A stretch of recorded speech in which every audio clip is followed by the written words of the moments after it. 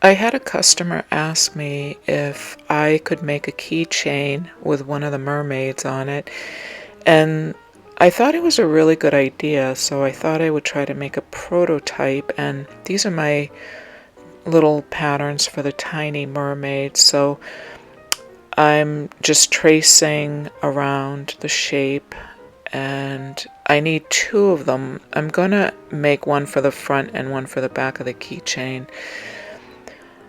And this is just my prototype. I always work out all of the kinks on the prototype. So here are my two mermaids, and then I'm going to sew around those, and here it is sewn. And then of course I have to cut them out and also invert them.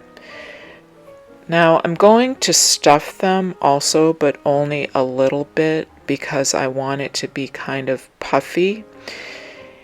And I'm just very curious as to how this is going to turn out. So I'm cutting a hole, which of course won't show because I'm going to sew that like an applique onto the actual keychain part.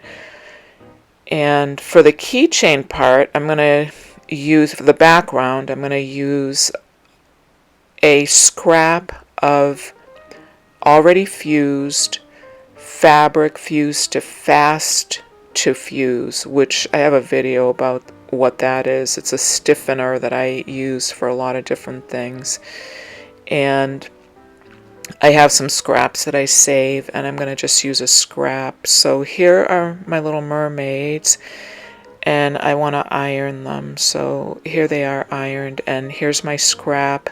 I should have really used that purple one, it would have been better, but I'm going to use this, decided to use this one that looked kind of like coral to me, or seaweed.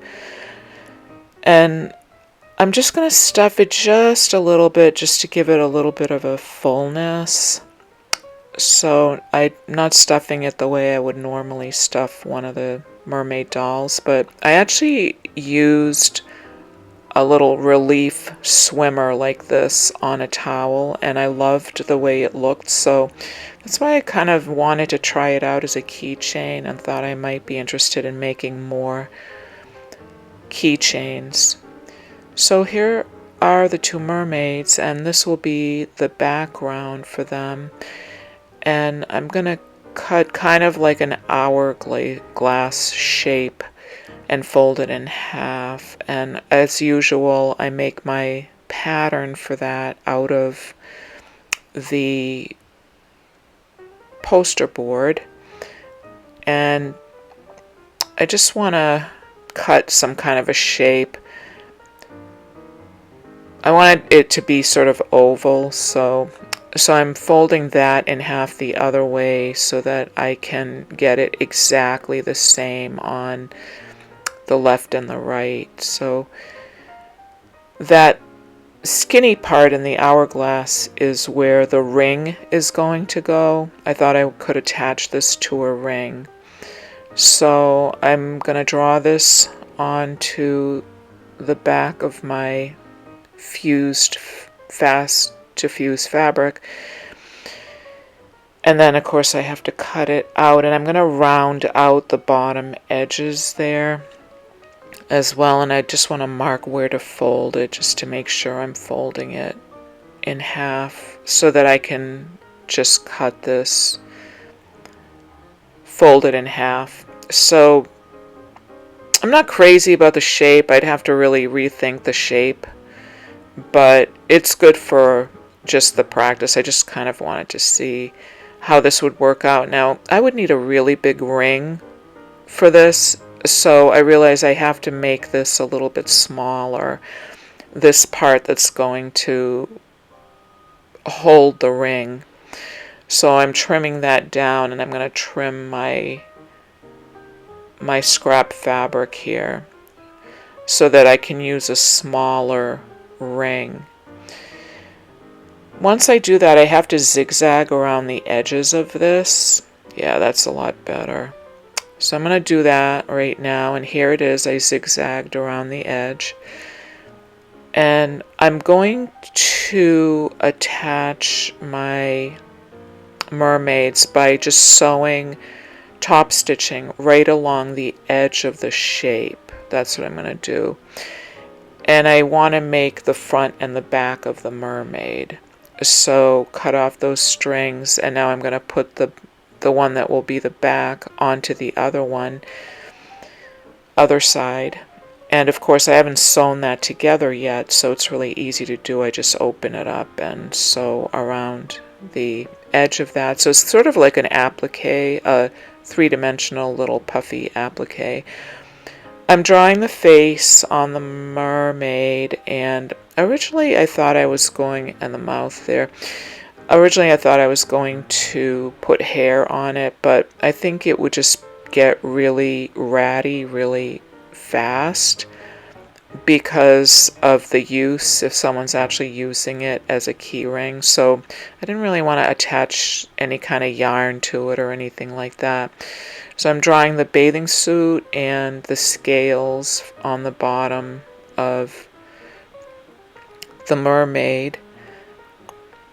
And I'm using my gel pens, which I love using on fabric. They work really well and the colors are great. So I used this color combination on something else and I really liked the way it looked, the green with this blue. So I thought that would be good for a mermaid.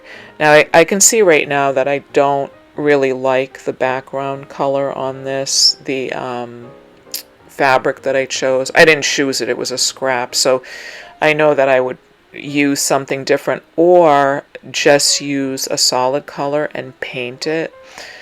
So I also did the back. I did the little tie for the bathing suit and the back, and now I'm filling in the green parts, and I'm liking the way that looks.